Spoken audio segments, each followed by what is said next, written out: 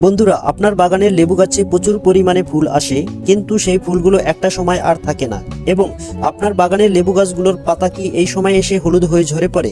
তাহলে আপনি কি করবেন? শুরুতেই আমাদের প্রয়োজন হবে ভিনেগারের, যেটি আমরা রান্নার কাজে অথবা খাবার সুরক্ষিত রাখার কাজে ব্যবহার করে থাকি। এর পাশাপাশি আমাদের প্রয়োজন হবে ডিমের খোসার গুঁড়ো। এবার নিতে হবে একটি গ্লাস। এবার গ্লাসের মধ্যে আমরা প্রথমেই ভিনেগার নিয়ে নেব। এই ভিনেগার আপনারা প্রথমত 100 মিলি পরিমাণ ব্যবহার করবেন। তারপর এই ভিনেগারের সাথে ডিমের খোসার গুঁড়ো নিতে হবে। এটি আপনারা 100 মিলি ভিনেগারের সাথে 2 চা চামচ পরিমাণ ডিমের খোসার গুঁড়ো নেবেন। দ্রবণটি একটু ফুলে উঠেছে, তারপর দ্রবণটি আপনি একদিনের জন্য রেখে দিবেন। তারপর পাত্রের মধ্যে আপনি 1 লিটার পরিমাণ পানি নিয়ে নেবেন।